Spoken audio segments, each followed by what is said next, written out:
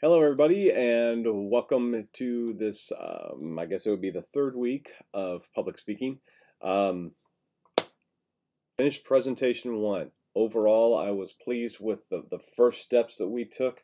As I told you all, I was going to do this video. I'm going to talk to you a little bit more about learning Module 2 to kind of help set some groundwork for you as we move into that one. But before I do that, I want to recap some of the highlights of presentation one, some of the things that I saw that as a group we need to keep in mind, we need to consider, so that we can have more fluid, more well-structured speeches down the road. Okay, one of the things we talk about when we give speeches is that we want to tell the audience what you're going to tell them, then you tell them, and then you tell them what you told them. All right, so you're going to tell them what you're going to tell them in your preview, and in your preview, this is where you're going to grab their attention. You're going to reach the audience and make sure the audience is sitting up and paying attention. First thing you need to do is don't introduce yourself. We did that this first time through. That's great. But from here on out, you don't need to introduce yourself. I will take care of doing that. I will say who you are and what your speech topic is going to be. Then you just jump right in with your attention getter. This should just take you off and set you off on your speech. This can be something like an interesting statistic. It could be an anecdote. You could use a quote. You could do a hypothetical question, something along those lines to make the audience go, huh, okay, I want to listen to this speech. Then you get into your preview. And your preview can be very, very simple, and it can be the same thing every time. Today, I'm going to talk to you about X, Y, and Z. Or today, we're going to talk about the origin of football. And I'm going to tell you the history. I'm going to tell you how the NFL was formed. I'm going to tell you about how uniforms were developed. And I'm going to tell you about the future development of the game. Something along those lines. That way we have a roadmap and we know where you're going to be going with your speech. So we're listening for those key points. Okay? So then you can do a transition into your body. Let's begin. Something very simple just like that. Now you get into your body, and that's where you tell us. That's where you provide the information. Your main points, which you just established in the preview in your introduction, need to be very clearly stated. Let's start out with talking about the history of football. That's main point one, and it's very clear that that's where you are, and you give the details to that. Then you're going to have a transition statement. Now that you know the history of football, let's talk about the equipment. That's your transition into main point two, and you give main point two, which is about the equipment, and then after that one you say, okay, so now we've talked about the history, we've talked about the equipment, where is the game going? That's your transition into main point three. Okay, hopefully that makes sense. One other thing about the body of your speech, you must cite your sources. Where did you get your information? I think only 2 people did this on the informative speech, and I noted this on everybody's.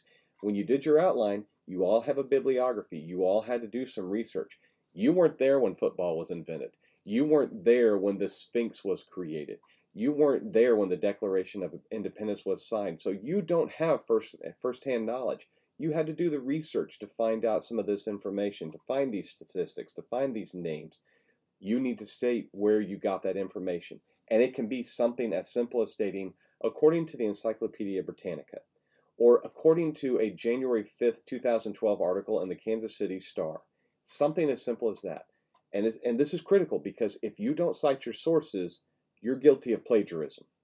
And that's the kind of thing that can get you into really big trouble.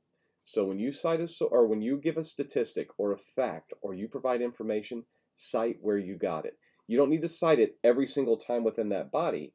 Once you go to a new bit of information, cite the news source. Okay? If that doesn't make sense, let me know because this is critical in all of your speeches. It's where you gain credibility, it's where you gain trust, and it's where you protect yourself. Okay? All right. And then finally in your conclusion, this is where you're going to tell us what you told us. How do we do that? Simply by restating our main points. So today we learned a little bit more about football. We talked about the history of the game, we talked about the equipment, and we talked a bit about where we're going from here.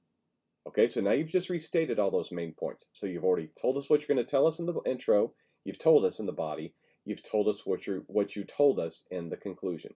And then finally we come to a note of finality, and that's where you can restate Maybe you gave an interesting quote at the beginning, you just restate that quote. So again, in the words of whomever, and you say the quote again. You refer back to that stat, or you make some sort of statement along the lines of, so from now on, whenever you're watching a football game, you can delight your friends and family with some of these interesting facts. And that lets us know your speech is over, because we don't want to end our speeches with, that's it, I'm done, or the end, or even thank you.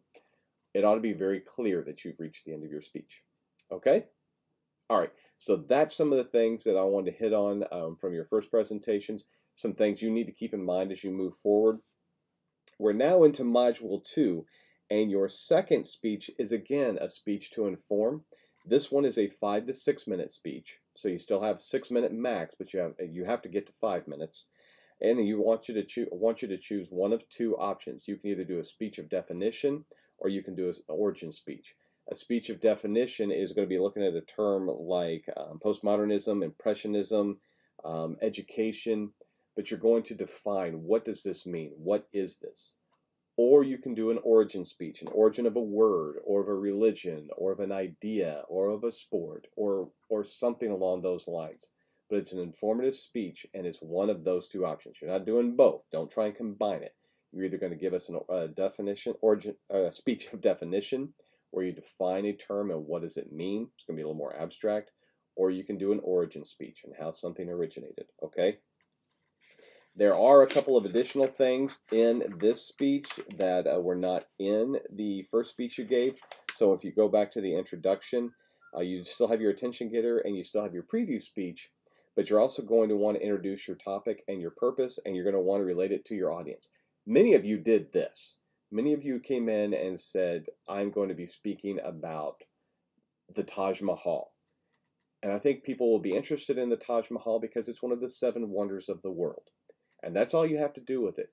I'm going to talk about the Taj Mahal, and I'm relating to my audience by saying it's one of the 7 wonders of the world. Or today I'm going to be speaking about the American flag, because the American flag symbolizes the United States and patriotism. So now you've introduced your topic and you've related it to your audience. Then we need to get a statement of credibility. And your statement of credibility can be, I've served in the American military, and so I've heard a lot of different discussions about the flag. I went ahead and did a little bit of research about the flag as well. Something as simple as your background and the research you did.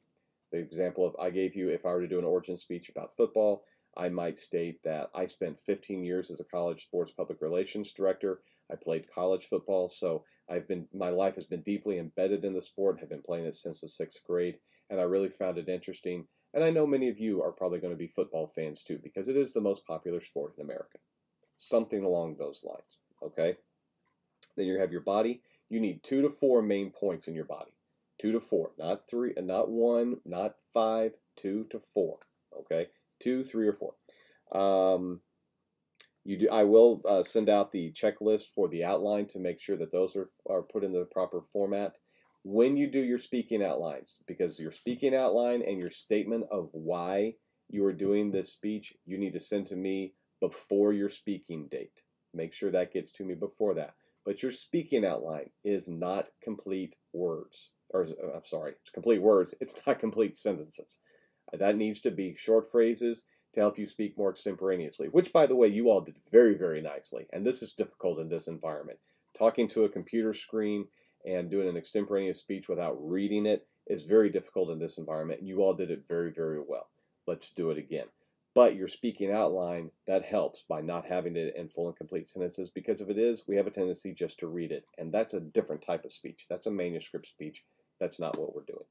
Okay? All right. Be looking for a note that I'll be sending out, some announcements about the assignments that you need to be doing. There is one learning activity for Module 2.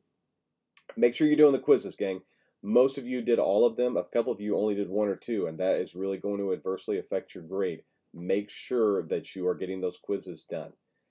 Make sure you're reading the chapters.